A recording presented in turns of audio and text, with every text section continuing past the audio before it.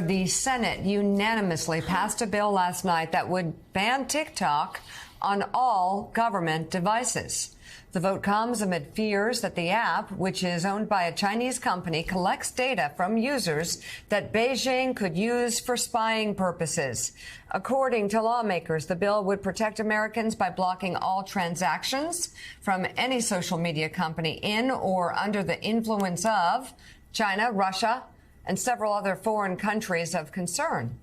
Last month, Treasury Secretary Janet Yellen said the app presents legitimate national security concerns to the U.S., and several states have taken steps to prohibit the use of TikTok on government devices. TikTok has denied turning over any U.S. data to Chinese officials, but acknowledged that Chinese employees have some access to it. The bill still needs approval from the House and President Biden's signature to become law. Let's bring right now the Democratic Majority Whip, Senator Dick Durbin of Illinois. He's chairman of the Judiciary Committee. TikTok now, Mr. Chairman, obviously one of the most popular social media sites in America and across the world. Talk about your concerns about it. Should we tell our children and everybody that we know to take TikTok off of their devices? I would. Maybe America has finally reached the point where we realize that our innermost secrets, privacy, security are at stake here. It's not just a matter of some commercial operation coming up with information they use to make a buck, but it's a question of whether China, which is very invasive in its own country, is going to be able to do the same thing in ours. That is a piece of advice. Go ahead, Willie. Yeah, by the way, that's something echoed yesterday by Chris Krebs, the former cybersecurity administrator, said the same thing about TikTok. So something to keep an eye on. Senator, let me ask you about the government shutdown. The Wednesday, a short-term funding bill was passed. Is the government going to be open a week from now, 2 weeks from now? I'm hoping so. We're on a path to do that. There's some elements that still are unresolved, but they're not at the highest level. We've kind of agreed on the big numbers, and we're tracking them into the individual appropriation bills.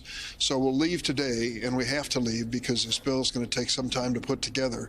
And I'm hoping early next week we'll be able to pass on a bipartisan basis the budget for the remainder of the fiscal year. But warning, rough seas ahead. The incoming leadership in the House has suggested that it's going to be an era of confrontation and government shutdown. That is not good for this country, its economy, or the people who live here. I hope that they reconsider that as time passes.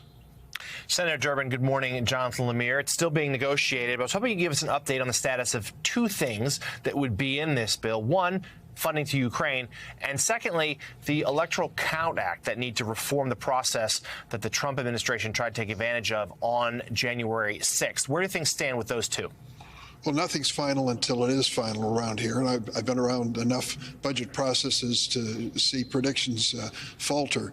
But I think both of those elements are going to be included in the bill, and they should be. We need to stand by the Ukrainians on a bipartisan basis. Some of the dissenters among the House Republicans don't reflect what many Republicans in the Senate feel.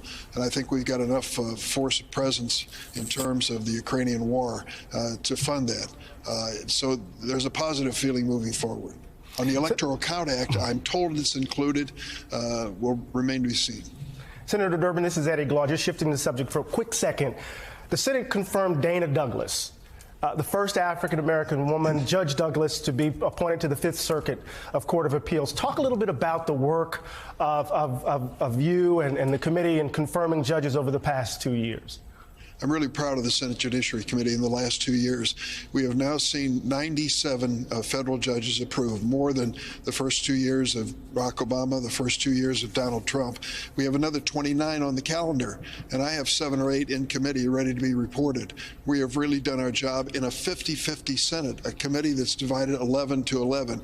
And the bottom line here is diversity, not just diversity in race and gender and so forth, but also diversity in backgrounds. We are putting women and men on the bench, and I started with women because we're really focusing on more of them serving, who really come to it with different backgrounds. I'm not against the white male prosecutors who dominated the federal bench. They did a wonderful job for America, but it's time to have other voices in the chambers.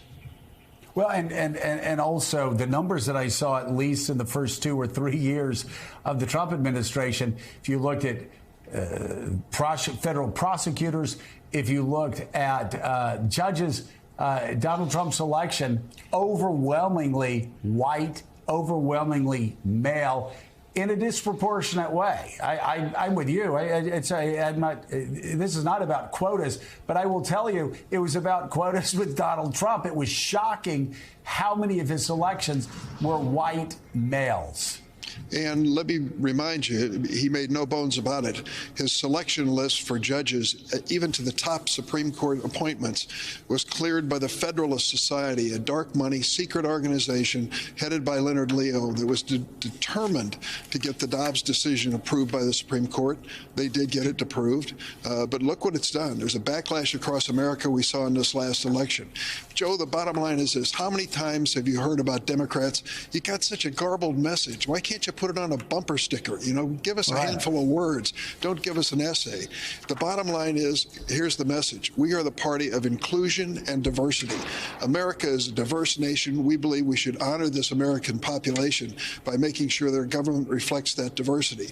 These appointments by President Biden and his leadership are changing the federal courts in America. I want to continue along that path the next 2 years. Can you just talk for a second? Because you brought something up, and I do think it's remarkable that that Republicans, a large number of Republicans, have made it their singular focus through the years to overturn Roe v. Wade, despite the fact that in one poll after another, you can go back decades, only like a third of Americans ever wanted it overturned, and well over 60%, sometimes up into the 70s, did not want it overturned. Isn't it ironic that the very thing that they've been chasing for as long as they had separated them from most Americans, from Main Street America, from suburban America, from people who used to be their most reliable voters? Yes, and the bottom line, as you well know, is many believe that America was coming their way on the pro-life side. And I have to say that is not the case. In fact, there's a backlash against that school of thought when it comes down to it. And it was really felt in the last election. And so you have to ask yourself, well, what is at stake here? The Republicans believe that they want to favor a morally elite group in this country who have their own point of view generated by religious belief and other things, to the exclusion of the majority who believe that personal freedom is much more important, and a very difficult question. When does life begin? That decision, they think, needs to be made primarily by the woman, her doctor, her family, and her conscience. And I think that is the dominant feeling across America. And the Dobbs decision really brought it to the fore. We are going to have to deal with this in so many different ways. I was with the group, a large group, witnessing the president signing the Respect for Marriage Act. Another indication. Thank goodness a few Republicans stood up with us, and I want to give them credit, like Susan Collins and Rob Portman. But it was largely a Democratic-driven issue. Tammy Baldwin and Kyrsten Sinema, who is now in the independent status, played a very, very critical role in reaching that point. But it just says that we see a different view of America. We are a party of inclusion, a party of diversity. We reflect what America is all about. Senator Dick Durbin, thank you once again for being on the show this morning. We appreciate it.